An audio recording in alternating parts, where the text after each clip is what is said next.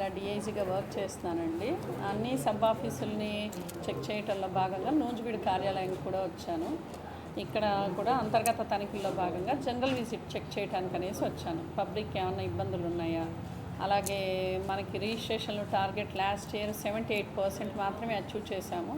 కొంచెం రెవెన్యూని పెంచడానికి ఏదైనా మార్గాలు ఉన్నాయా అని చెప్పి అన్వేషించడానికి ఏదైనా ఉందా అని చెప్పేసి అంతర్గత తనిఖీల్లో భాగంగా వచ్చాము ఆఫీస్కి.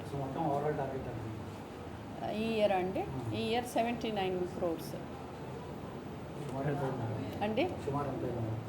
సుమారు అంటే ఇప్పుడు ఏప్రిల్ 1 నుంచి మనకు ఈ టార్గెట్ అమల్లోకి వస్తుంది. లాస్ట్ ఇయర్ మనకు వచ్చేసి 69 crores, దానికి 78% మాత్రమే అచీవ్ అయ్యాయి. మేడం, కొన్ని సబ్ రిజిస్టర్ ఆఫీసుల్లో అవుట్సోర్సింగ్ ఎంప్లాయీస్తోనే ఎక్కువ పని చేపిస్తున్నారు అండి. అదే ఇప్పుడే నేను ఈ విజిట్లోకి వచ్చినప్పుడు నా దృష్టికి వచ్చింది అది.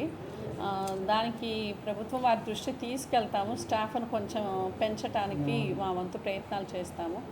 బయట ప్రైవేట్ వ్యక్తులైతే ఆఫీసుల్లో వర్క్ చేయకూడదు. ఇప్పుడు నా దృష్టి తీసుకొచ్చారు. శాలరీ ఎవరు ప్రొవైడ్ చేస్తున్నారు? అసలు వర్కే చేయకూడదమ్మా. ఇప్పుడు కంప్లైంట్ వచ్చింది, దాని మీద ఏదైనా మాకు ఆన్ పేపర్ కనుక వస్తే మేము ఖచ్చితంగా వారి మీద యాక్షన్ తీసుకుంటాము.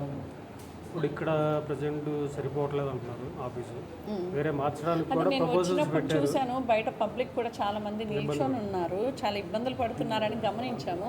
సబ్ రిజిస్టర్ గారికి ఇన్స్ట్రక్షన్